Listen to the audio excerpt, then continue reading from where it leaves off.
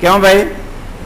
قرآن کے ساتھ اس کی گاڑی میں قرآن ہونا چاہیے، اور اس کے یہ تکیے اور سرانے پہ قرآن ہونا چاہیے۔ مجھے بڑا افسوس ہوتا ہے ان نوجوانوں پر کہ ناول، ڈائجسٹ، رسالے، بلکہ اخبارات میں کچھ کہانیاں قسط وار آتی ہیں جاسوسی کی اور عشق کی اور اس طرح کی اور فضول نوجوانوں کو برباد کرنے والی، اور یہ ہمارے نوجوان بیچارے 7 دن انتظار کرتے رہتے ہیں کہ ایک دوسرے کو بتاتے ہیں ہاں یہ پہلی قسط پڑھ لی، پہلی قسط پڑھ لی۔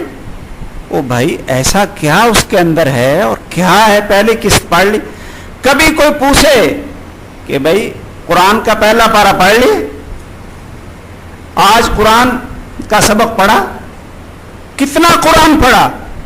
میرے بھائیوں یاد رکھو، اس پاکیزہ درخت کلمہ طیبہ کا رنگ انسان کی زندگی میں بڑا واضح طور پر نظر آتا ہے کہ اس کو قرآن سے سب سے زیادہ پیار اور محبت ہوتی ہے، صرف رمضان میں ہی نہیں بلکہ پورے 11 مہینوں میں وہ روٹین کے ساتھ قرآن کی تلاوت کرتا ہے۔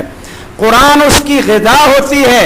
جس دن قرآن وہ نہ پڑھ سکے بیچارہ پریشان رہتا ہے کہ آج میں اپنی روح کو غذا نہیں دے سکا، پریشان رہتا ہے، مچھلی کی طرح وہ تل ملاتا رہتا ہے، مضطرب رہتا ہے، پریشان رہتا ہے کہ آج مجھے سکون نہیں ملا کہ میں قرآن نہیں پڑھ سکا۔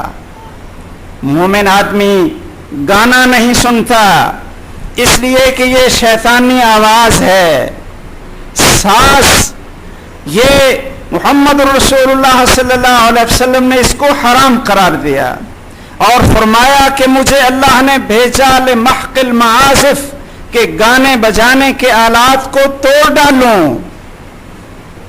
میرے بھائیوں، ایک مسلمان اور مومن وہ شیطانی آواز نہیں سن سکتا، اس کو اپنے گھر میں نہیں آنے دیتا، اپنی گاڑی میں اس کو نہیں رکھتا ہے، بلکہ قرآن سن کر اس کو مزہ اور لطف آتا ہے، سرور ملتا ہے، اور گانے کی آواز اگر اس کے کان میں پڑے تو جلدی جلدی اپنی کانوں میں انگلیاں لے لیتا ہے۔ یہ کون ہوتا ہے؟ مومن۔ سچ ہے، محمد الرسول اللہ صلی اللہ علیہ وسلم نے فرمایا ایسے لوگ آئیں گے میرا نام لیں گے، میری امت سے اپنے آپ کو ظاہر کریں گے، لیکن کیا کریں گے؟ یستحلون المعازف الخس والحرا والحریر، کہ وہ ریشم کو حلال کر دیں گے، ریشم پہنیں گے، شراب کو حلال کر دیں گے، گانے بجانے کو حلال کر دیں گے، موسیقی کو حلال کر دیں گے۔ ایسے لوگ آئیں گے، اور آپ نے ایسے لوگوں کے بارے میں بتلایا، اللہ اکبر، کہ ایک ایسا وقت ہوگا پہاڑ کے ایک اوڑ میں ایک مجلس برپا ہوگی، وہاں گانے بجانے والیاں، ساز، لوگ شراب پی رہے ہوں گے، اور جب صبح اٹھیں گے، صبح ہوگی تو اللہ ذو جلال ان کی شکلیں خنزیر اور بندروں کی بنا دیں۔ میرے بھائیوں، یہ حرام ہے، اسلام اس کی اجازت نہیں دیتا۔ اس لیے میں آپ سب حضرات سے یہ عرض کروں گا کہ گانا بجانا سننا چھوڑ دیں، یہ کیسٹیں ختم کر کے اس کے اوپر قرآن کی تلاوت بھریں، اپنے گھر میں قرآن کی تلاوت لگائیں، قرآن سنیں اور قرآن پڑھیں، گاڑی میں قرآن کی تلاوتیں اور کیسٹیں رکھیں۔ اگر کبھی حادثہ ہو بھی جائے، اللہ تعالی ہم سب کی حفاظت فرمائے، تو میرے بھائیوں موت آئے تو قرآن سنتے ہوئے موت آئے۔ جب قیامت کے دن اٹھیں تو قرآن سن رہے ہوں اور یہ قرآن ہمارے لیے گواہی دے رہا ہو۔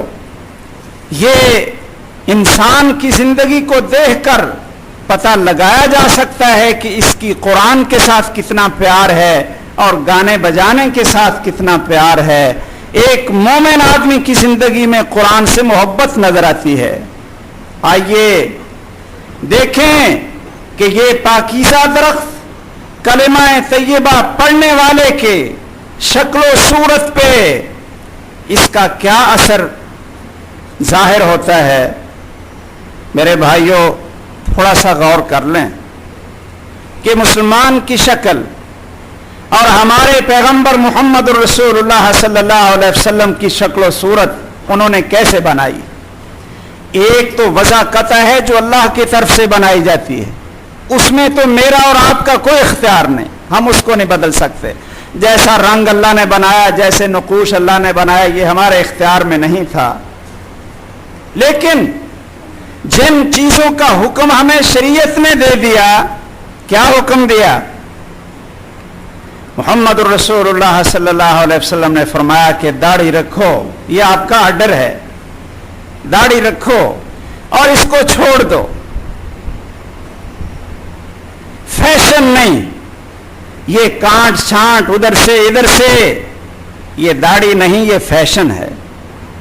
یہ اللہ کی مرضی کی داڑھی نہیں, یہ اپنی مرضی کی ہے.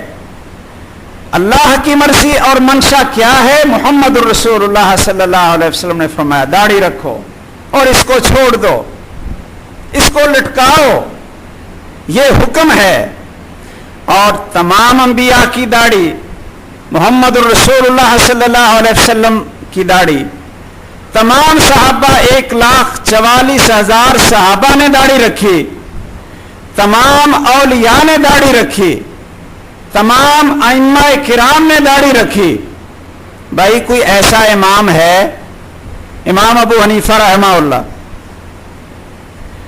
جو لوگ کہتے ہیں کہ ہم حنفی ہیں, امام ابو حنیفہ کی تقلید کرتے ہیں اس لیے ہم رفع الیدین نہیں کرتے, بلکہ یہ کسی نے سوال بھی لکھ کر مجھے بھیج دیا ہے کہ جی ہم تو امام ابو حنیفہ رحمہ اللہ چونکہ زیادہ ادھر قریب تھے اس لیے ہم رفع الیدین نہیں کرتے.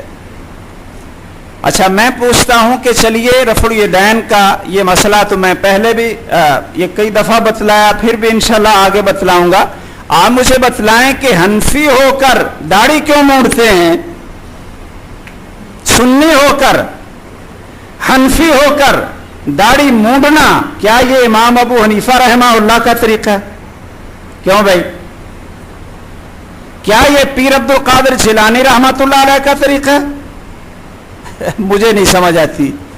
بھائیو یہ شیطان کا حکم تھا, اس کے کہنے پہ چل کر اہل حدیث کو دیکھ کر رفع الیدین تو کر لے, لیکن کوئی ان سے پوچھے کہ بھائی رفع الیدین تو آپ نے کی کہ حدیث میں آ گیا, تو داڑھی حدیث میں نہیں آتی؟ داڑھی رکھنا یہ کوئی حدیث میں نہیں آتا, یہ بھی حدیث ہے, یہ بھی حکم ہے. صرف آپ کی سنت ہی نہیں, سنت بھی ہے, فرض بھی ہے, حکم ہے, اور اس کو مونڈنا کبیرہ گناہ ہے. میں تقریباً 17 سال سے اسی در و دیوار میں آپ حضرات کے سامنے یہ خطبے کی صورت میں یہ الفاظ رکھتا رہتا ہوں. اور بھائیو یاد رکھو, اتنی لمبی مدت میں آپ حضرات کے ساتھ ایک محبت اور تعلق ہے. میں آپ کو زج نہیں کرنا چاہتا, بلکہ آپ کی خیر خواہی اور آپ کی محبت میں آ کر کہ اللہ ذو الجلال آپ کے چہروں پہ بھی سنت نبوی کا نور پیدا فرما دے, صرف یہ چاہت ہے. اور اللہ کا شکر ہے کہ کئی حضرات کو اللہ نے توفیق دی, اور باقی حضرات کو بھی ہماری دلی دعا ہے کہ اللہ ذو الجلال اپنے چہرے پہ سنت رسول سجانے کی توفیق عطا فرما دے. کئی دفعہ آدمی کو پتہ نہیں چلتا. مجھے دلی خوشی ہوتی ہے بھائیو, یہ تو بہانے ہیں کہ جی ابھی ہم چونکہ ملازمت کر رہے ہیں اور ہمیں یہ کئی کچھ لینا دینا پڑتا ہے, تو بعد میں فارغ ہوں گے پھر داڑھی رکھیں, حج کرنے جائیں گے نا پھر ہم داڑھی رکھیں گے. اچھا بھائی تو ایسا کیوں نہیں کر لیتے کہ حج کرنے جائیں گے پھر ہی کلمہ پڑھ لیں؟ پتہ نہیں حج نصیب بھی ہو کہ نہ ہو، یہ کس کے پاس گارنٹی ہے کہ ضرور حج کرے گا؟ نہیں، ابھی سے داڑھی رکھ لو، ابھی سے داڑھی رکھ لو، یہ دعوت ہے محمد رسول اللہ صلی اللہ علیہ وسلم کی سنت کی۔ اور دل کی خیر خواہی سے کہتا ہوں، پچھلے سال میں جب عمرے پہ گیا تو مسجد نبوی کے باہر باب سلام پہ ذرا باہر کھڑا تھا اور ایک ساتھی کے انتظار میں تھا۔ باہر یہ قالین کے اوپر کچھ بزرگ نظر آئے، نوجوان نظر آئے، انہوں نے ماشاءاللہ پوری داڑیاں رکھی ہوئی تھیں، تو وہ اپنے سامنے کھجوریں پکوڑے جیسا کہ یہ عادت ہوتی ہے رمضان میں رکھے ہوئے تھے۔ تو مجھے دیکھ کر ایک بھاگے بھاگے آیا اور کہنے لگا جی افسر صاحب آپ ہمارے پاس آ جائیں۔ میں دیکھ رہا تھا کہ پتہ نہیں یہ کون ہے، ویسے افطاری کروانے کے لیے دعوت دے رہے ہوں گے۔ میں چلا گیا، بیٹھے رہے وہ 7-8 آدمی، میں ان کی طرف دیکھتا، انہوں نے کہا جی آپ نے ہمیں پہچانا؟ میں نے کہا نہیں میں تو نہیں پہچان سکا۔ کہتے ہیں ایک دفعہ آپ مدینہ طیبہ میں تشریف پہلے بھی لائے تھے اور ایک کسی کے گھر میں درس ہوا تھا، اور اس میں آپ نے یہ داڑھی کی اہمیت بتلائی تھی، تو ہم نے اسی دن سے داڑیاں رکھی ہوئی ہیں آپ کا درس سن کر۔ حقیقت ہے میری آنکھوں میں آنسو آیا، میں نے کہا پتہ نہیں شاید اللہ ذوالجلال ہمارے اسی عمل کو قبول کر کے ہمارے گناہوں کو معاف کر دے۔ میرے بھائیوں، میں جب ان مسائل کا ذکر کرتا ہوں، اللہ گواہ ہے کہ میرا اور کوئی مقصد نہیں ہوتا سوائے اس کے کہ آپ کی زندگی میں محمد الرسول اللہ صلی اللہ علیہ وسلم کی سنت کا یہ رنگ نظر آئے۔ مجھے کیا ہے اس میں؟ مجھے ذاتی طور پر اس کا کیا نقصان ہے، کیا فائدہ ہے؟ کوئی گانا بجانا سنے، کوئی داڑھی نہ رکھے، لیکن مجھے بڑی تکلیف ہوتی ہے، بہت درد پہنچتا ہے۔ اس لیے میں ان جمعات کے خطبوں میں بھی ان مسائل کا اس لیے ذکر کرتا ہوں کہ عام لوگوں کو ان مسائل کی اہمیت کا علم نہیں ہوتا۔ وہ سمجھتے ہیں کہ داڑھی سنت ہے جی رکھ لیں گے تو ثواب ہے، نہ رکھیں گے تو گناہ کو نہیں۔ یاد کر لیں یہ داڑھی سنت بھی ہے اور یہ فرض بھی ہے، کیونکہ اللہ کے رسول صلی اللہ علیہ وسلم کا آرڈر ہے، اور اس کو مونڈنا یہ نہیں گناہ نہیں ہوتا بلکہ کبیرہ گناہ ہے، اور مونڈنے والے پہ محمد الرسول اللہ صلی اللہ علیہ وسلم نے لعنت فرمائی ہے، لعنت فرمائی ہے کہ جو داڑھی کو مونڈ کر اپنے آپ کو عورتوں کے مشابہ بناتا ہے، اس پہ اللہ کے رسول صلی اللہ علیہ وسلم نے لعنت فرمائی ہے۔ بھائیو بچ جاؤ اس گناہ سے۔ مومن آدمی کی زندگی پہ رنگ، شکل و صورت بدل جاتی ہے، لباس بدل جاتا ہے۔ سونے کی انگوٹھی یہ حرام ہے، یہ حرام ہے، مرد کے لیے حرام ہے، اور ریشم کا لباس حرام ہے۔ محمد الرسول اللہ صلی اللہ علیہ وسلم نے سونے کی انگوٹھی کو مرد کے لیے جہنم کی آگ قرار دیا، یہ جہنم کا ٹکڑا ہے۔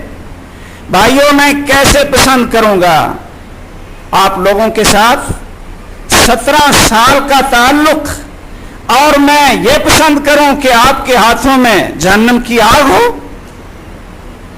اگر میں کہوں تو آپ ناراض نہ ہوا کریں، اللہ سے معافی مانگا کریں۔ شادی کے موقع پہ، منگنی کے موقع پہ میں یہ کئی حضرات سے سنا اور دیکھتا ہوں، کہتے ہیں جی یہ شادی کی انگوٹھی ہے۔ اچھا یہ شادی کی انگوٹھی کہاں سے آئی ہے بھائی؟ یہ جنت میں جا کر زیور پہننا آپ کے لیے صحیح ہوگا، وہ اللہ پہنائیں گے۔ کیوں بھائی؟ جنت میں اللہ اکبر سونے کا زیور، یہ دنیا کا سونا نہیں جو آج کل بڑا مہنگا ہو گیا۔ اللہ اکبر۔ میں اگر قرآن کی وہ آیات سناؤں تو ایمان تازہ ہو جاتا ہے۔ اللہ اکبر۔ ادخلوا الجنۃ بما کنتم تحبرون